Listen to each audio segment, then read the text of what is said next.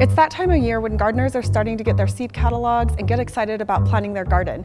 But did you know you can get seeds for free at the Salt Lake City Public Library? We're here at the library to learn more about the Seed Library, how it works, and why having a free seed library is so important for communities and gardeners. And if you like this video, please subscribe to our Modern Gardener channel. We have like a ton of kale seeds. Not a literal ton. We don't have 2,000 pounds, but we do have 25 pounds. We met with Rikki Longino, who's the Seed Library and Garden Coordinator for the Salt Lake City Public Library. So this is a repurposed old-fashioned card catalog. And instead of having book catalogs in here, we actually have a bunch of seed packets. Anybody, absolutely anybody, you don't have to have a library card, can come grab whatever kind of seed you need for your garden. I used the Seed Library myself. I picked out a handful of seed packets, filled out these little forms, and handed them in to the librarian at the front desk. This order form is also online. You can look at our catalog online, all the seeds we have. We'll pack it up for you and let you know when it's ready, and then you can just come to the library and pick up your seeds. That's so cool. I was looking at the online seed catalog and I loved the way it was organized with like the scientific name. These seeds just sitting in the catalog or sitting in a vault somewhere will lose viability over time.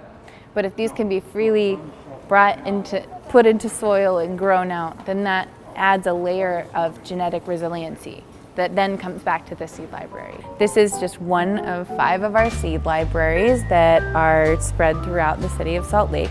You can visit the seed library at the main branch as well as Sprague, Marmalade, Glendale, Day Riverside, and this year they're adding a 6th seed library to the Chapman branch.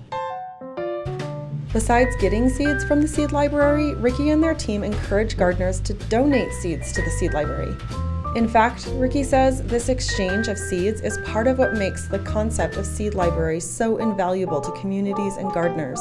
Seed libraries are a place where you can get viable seeds that are shared and exchanged and interconnected as part of our ecosystem. You know, we're sharing, exchanging, kind of intermingling all of these things that we're growing in our plots, in our little backyard labs, you know. Yeah. And to be able to share that and have a free space that you can just donate and take seeds at will, I think is really, really crucial.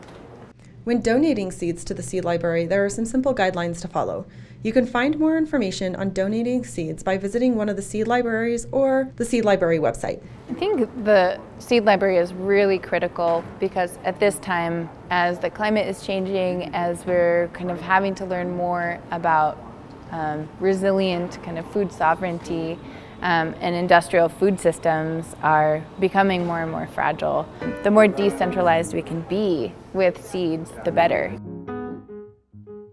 As a gardener themselves, I asked Rikki their advice on growing from seed.